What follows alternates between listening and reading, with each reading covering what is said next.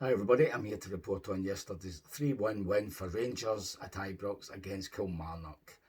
And how do you start? Well, at least we can start positively. There were a few positives. It was our first home league win of the season.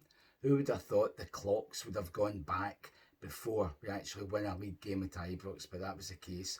It was Cornelius's first goal, Chermiti's first goal. Hey! Um, Anything else? Well, we got 3 points. It was a comfortable win. We haven't been able to say that, I don't think, domestically this season. A comfortable win. Kelly didn't pose much of a threat, admittedly. So it was all reasonable. It was a step forward. There's another positive.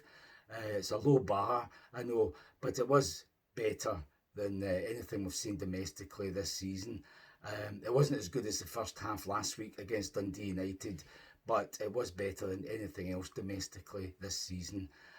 But it's miles away from where we need to be. So hopefully, as I said, it is a first step. And once the head coach gets his ideas going, gets his training regime up and running, we'll see even bigger improvements. So that's all the positive stuff. We were more energetic. We did go forward more. We did play it longer, more. So all that was good as well. Still so many flaws, though you don't even want to think about them. I was surprised the manager started the game with Magoma at left back. I never wanted to see him play again for us, but actually that was one of his better performances. He was okay, and he actually put in a fantastic cross for the second goal for Danilo to head it in, and he put in a few more crosses similar in the first half. So yeah, he was okay actually. Um, I'm hearing people say Cornelius was the man of the match, etc., and he was really good. I didn't think he was. He did some good things. He scored a good goal with his head, but in the second half, he was out jumped. Okay, it was a big dreep of a Kelly centre forward, but he was out jumped. He hardly won a ball in the air. He was out of position. He was too easily shrugged aside. I'm worried about him. I don't see him as a fixture next season going ahead. So despite what I heard other people saying about how good he was, I didn't believe it. Um, Anybody else? I would say Asgard in the first half showed his skill, did a few decent things, but he was stuck out on the left hand side. I've heard people saying the manager was playing three at the back. He wasn't. It was 4-4-1-1 with Miovski, the head striker, Danilo playing behind him, and then the four midfielders. He had Gassama, Asgard on the other side, Raskin and Diamandi, who I didn't think did very much. I wouldn't be playing him. Barron should have started instead of him.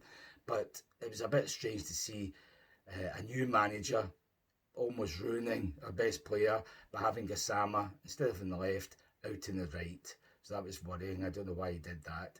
It gave Magoma more space on the left hand side to get up, but he was doing that previously, even when Gassama was out there. To me, you're just ruining Gassama's game when you're playing him on the right hand side, so that wasn't good.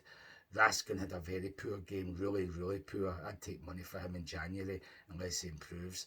Um, it was very strange because Asgard was being ruined as well by being too far out on the left. He should be going through the middle and be further up, but that's where Danilo was, obviously.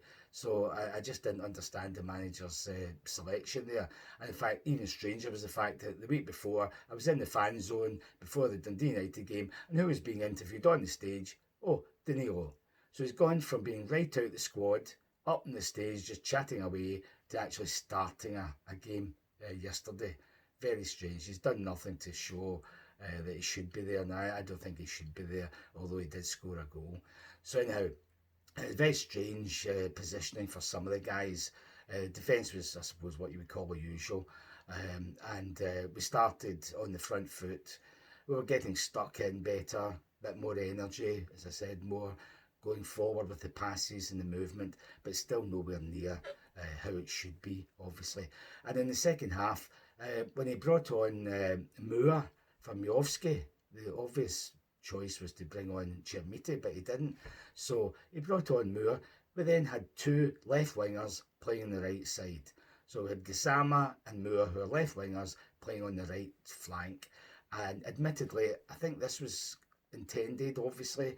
and it was a good idea, and it produced probably Moore's best game. It wasn't brilliant, but it was his best game so far. He was taking people on, getting past them, he was getting stuck in, he was trying to keep going forward, but he was actually playing inside Gassama, so like an old-fashioned inside right, so he wasn't on the wing, so by playing infield a bit, when he was getting a pass, he had more space around him. We didn't have a touchline hemming him in, so he had more space around him, so maybe that is why he could produce a display where he did get past people a bit more. So well done for that. If I'm assuming that was intended. If you get the ball 10 yards from the touchline, you can go either direction, either side. So well done for that. The first goal, another useless performance from Tavernier, by the way. His usual terrible crossing out of position, etc. But at least he put in a decent ball into the box. I say decent, it was beyond everybody.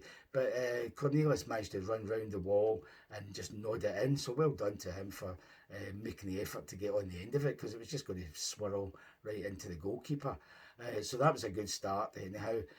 Then when everything's looking comfortable, we're looking for that second goal.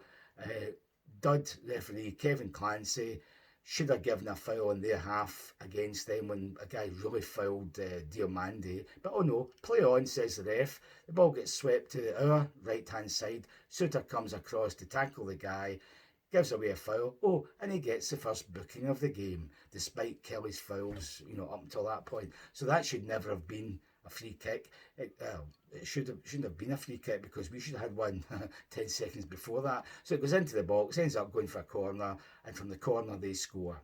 So if Clancy had done his job and given us the foul originally, that wouldn't have happened. Still, we can't blame him for the goalkeeper's error.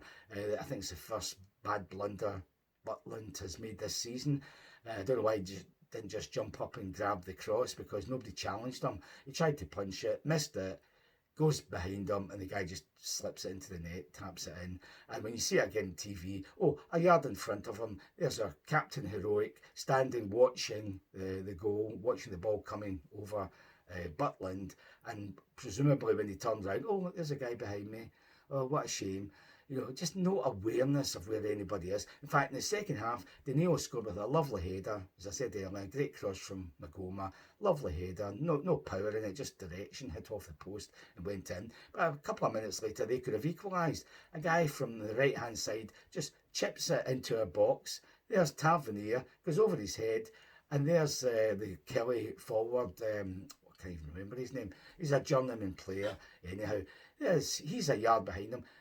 Has an easy header. It should go in, but he didn't do the header, didn't place it where he should have, and Butland made his only save of the match. A really good save though, got down to it and palmed it round the post, at the post, for a corner kick. But that could have been in the net. We could have been back to 2 each, thanks to Tavernier again sleeping at the back post, totally unaware that, Bruce Anderson, that was the guy's name, Bruce Anderson was behind him, just an easy header down and into the net, apart from Butland obviously saving us. So well done, Tavernier.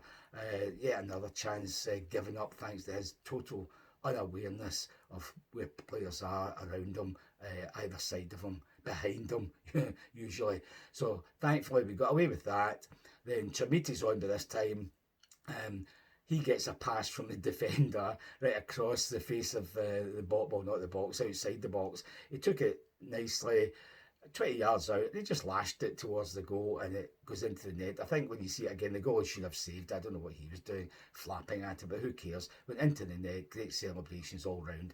And a word for Chermiti here, that was another positive. He actually looked as if maybe he could be a player for a big, strong guy, or somebody who should be strong, because he did more of this in this game than Drossers ever did in any game. And that was, he was getting passes, bringing it down on his chest, holding it up, laying it off, passing it back the way, shrugging guys aside, getting stuck in. That's more what your centre forward has to do. Hold the ball up, battle for it, give the opposition a hard time. And he did that quite a few times yesterday. So well done to him. I'd have been pleased with him even if he hadn't scored that goal. So that was just the icing on the cake. But well done to him. He looks as if he can keep going like that, he might do a job for us. But I think he's got to have another striker playing off him.